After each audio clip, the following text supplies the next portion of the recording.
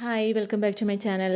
അപ്പോൾ ഇന്നത്തെ വീഡിയോ എന്ന് പറഞ്ഞാൽ ഞങ്ങളുടെ വീട്ടിലെ കൂവ കൃഷി കാണിക്കാനായിട്ടാണ്. അപ്പോൾ നമ്മുടെ കൂവ ദേ ഇത് മൊത്തമാണ് കൂവ. അപ്പോൾ കൂവ മൊത്തം നമ്മൾ പിഴുതിട്ടുണ്ട്. അപ്പോൾ നിങ്ങളെല്ലാവരും കൂവ കണ്ടിട്ടുണ്ടോ? കണ്ണ് കാണാത്തവർ പിന്നെ ഒന്ന് കമൻറ്റ് ചെയ്തേക്കണേ. ഇവിടെ അമ്മൂമ്മയും മോളും കൂടെ കൂവ അതേ മാന്തി തുടങ്ങിയിട്ടുണ്ട്. അപ്പോൾ അത് മണ്ണിനടിയിലാണ് ഈ കൂവക്കിഴങ്ങ് ഉണ്ടാവുന്നത്. അപ്പോൾ അവരെ കൊണ്ട് കുറേയൊക്കെ അവർ രണ്ടുപേരുടെ ഇത് മാന്തിയെടുത്തു. അപ്പോൾ ചേട്ടനോട് വന്ന് പിന്നെ അവരെ ഹെൽപ്പ് ചെയ്യുന്നുണ്ട് കേട്ടോ. അപ്പോൾ ഇതേ അത് ഒടിയാതെ, കാരണം നമ്മൾ ഒത്തിരി ഇട്ട് വെട്ടിക്കഴിഞ്ഞാൽ അതിന് മറ്റേ നമ്മൾ ചീനിയൊക്കെ എടുക്കുന്ന പോലെ തന്നെ വെട്ടുകൊള്ളും. ഇതാണ് കൂവക്കിഴങ്ങെന്ന് പറയുന്നത്.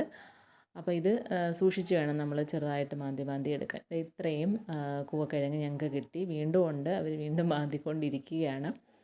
അപ്പോൾ നമ്മുടെ കൂവക്കിഴങ്ങ് നമുക്ക് മെഡിക്കൽ സ്റ്റോറിലൊക്കെ നമ്മൾ ആരോ റൂട്ട് പൗഡർ എന്നും പറഞ്ഞുകൊണ്ട് നമ്മൾ വാങ്ങിക്കാറുണ്ട്, ഒരു വെള്ളപ്പൊടി.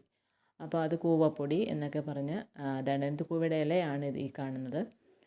അപ്പോൾ ഇത് നമുക്ക് അത് കുറുക്കി കുട്ടികൾക്ക് വയറിന് സംബന്ധമായിട്ട് അസുഖത്തിനോ ഒക്കെ അരറൂട്ട് ബിസ്ക്കറ്റിനതൊക്കെ ഇത് അരറൂട്ടെന്ന് പറയുന്നത് ഈ കൂവപ്പൊടിയാണ്, കൂവ ആണ്. അപ്പോൾ നമ്മൾ അതിനൊക്കെ വയറിനൊക്കെ നല്ല സുഖം കിട്ടുന്ന ഒരു പിന്നെ കിഴങ്ങാണ് ഈ കൂവക്കിഴങ്ങെന്ന് പറയുന്നത്.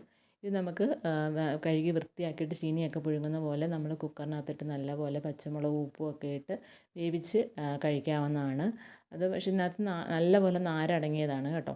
അപ്പോൾ ഇത് നമ്മൾ അരറൂട്ട് പൗഡർ ആക്കുന്നതും കുറച്ച് മെനക്കെട്ട ഒരു പ്രോസസ്സാണ്. കാരണം ഇതെല്ലാം കഴുകി അരച്ച് പിന്നെ അരിച്ചിട്ട് ഇതിൻ്റെ അടിമട്ട് 2-3-4 ദിവസം നമ്മൾ 2 ദിവസത്തോളം വെള്ളത്തിൽ അനക്കാതെ വെച്ച് അതിൻ്റെ അടിമട്ട് താഴെ അടിയും. അപ്പോൾ ആ വെള്ള പൗഡർ കിട്ടും. അത് നമ്മൾ പിന്നെ വെള്ളം ഊറ്റി കളഞ്ഞിട്ട് അത് നമ്മൾ വെയിലത്ത് വെച്ച് ഉണക്കി ആ പൊടി എടുക്കുകയാണ് ചെയ്യുന്നത്.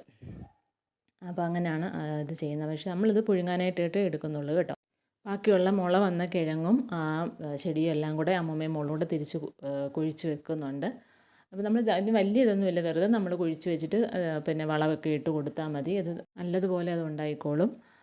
ഇപ്പോൾ നമ്മൾ വെറുതെ കുഴിച്ച് വെച്ചതാണ്.